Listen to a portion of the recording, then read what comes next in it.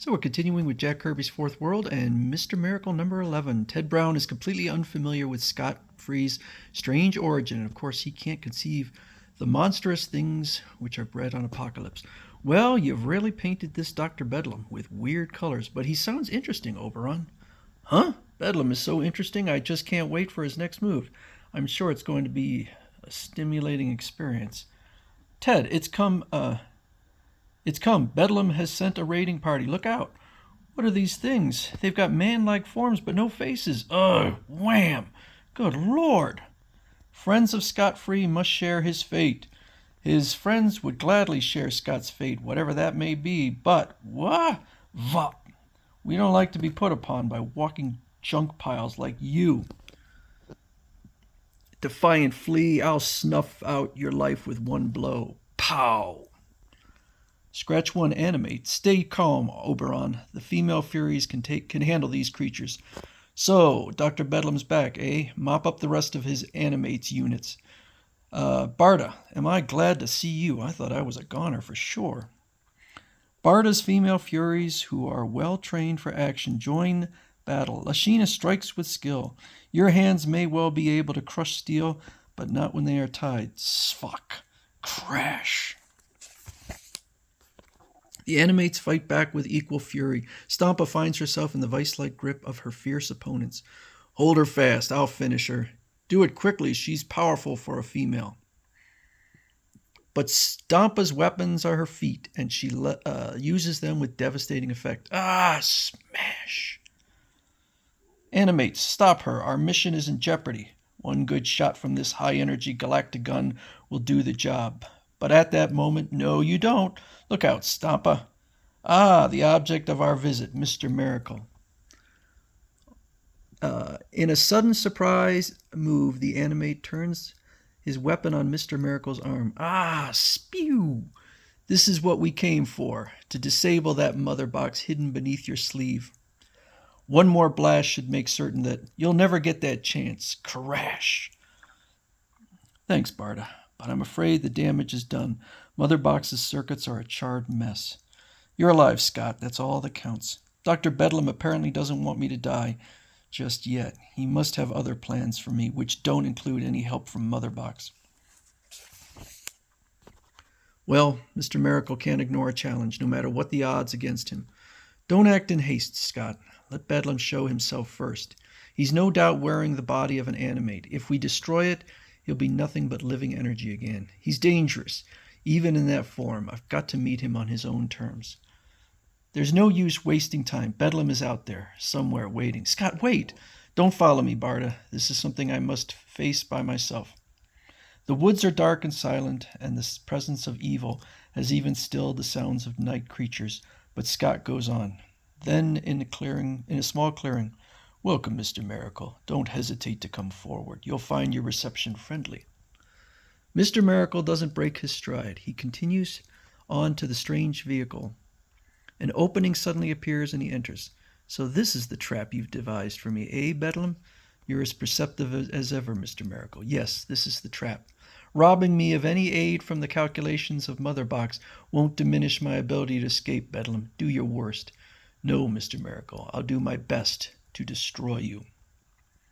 Despite the fact that we're sworn enemies, I don't take setbacks lightly. You survived our last encounter. The end of this meeting will be the end of you. And as usual, you crow too soon. Let's end this chit-chat and begin the game of death. Crack! Bedlam is gone. I'm left with this faceless animate. Ha ha ha! I'm still here, Mr. Miracle. Not in body, but in mind. Dr. Bedlam's voice rings loud and clear in Mr. Miracle's brain. Then another sound conveys a harsher message. Snick. The opening into the ship has been sealed. It's rising. So swift is the silent ascent that Mr. Miracle is almost crushed by the pressure of G power before he finds himself in the path of a meteor swarm. Whoosh, whoosh. Things are happening too fast. Whoosh. There's no collision. Bedlam's ship is like a target in a shooting gallery. It's subjected to a fusillade and a battering until its walls are warped out of shape. The merciless pounding continues without let-up, hurling Mr. Miracle about like a marble inside a violently shaken box. Bam, bam, crunch, whack.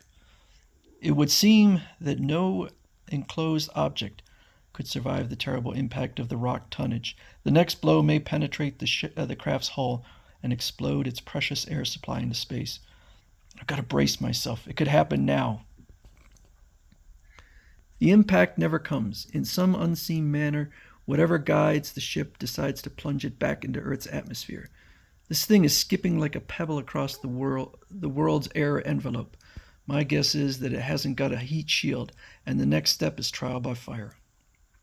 Then the craft clouds over steamy vapor, laced with flame, roll over Mr. Miracle. Ugh, got to survive this heat.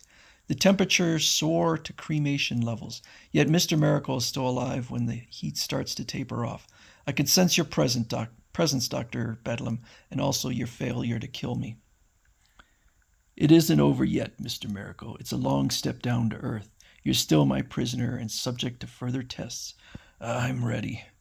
Then up deep into the icy space where your weakened bones can test their readiness, Mr. Super Escape Artist. Do what you must, Bedlam. I've never copped out in a super trap. Bedlam's vessel suddenly shifts into light speed and carries its victim straight toward the moon. This is it, Mr. Miracle, the final run. It's cold, cold. The ship seems to turn porous, and the cold of space seeps in to seize Mr. Miracle with icy fingers. So you've returned to inhabit the animate once again, eh, Dr. Bedlam? Perhaps to gloat at my dismal finish. It shall be spectacular, dear boy. That is, if the cold and excessive speed don't finish you first. I'll get by, I promise you. Then you'll only survive long enough to plunge into the surface of the moon like a meteor. The crash will be seen by thousands on Earth. They'll see someone crash, but it won't be me. Ping, ping, ping, ping, ping, ping, ping. That pinging sound. You've got a mother box, but I thought it's weaving an electro web of microcosmic atoms about me. I can't break it. I thought you might like to try your hand at the escape arts, Bedlam. That web will trap your mind in that animate's body. We're about to crash. If I remain in this body, I'll... A moment later, the surface of the moon is illuminated by great bursts of cosmic energy, and on Earth, look at the moon. It's shooting off a fireworks display.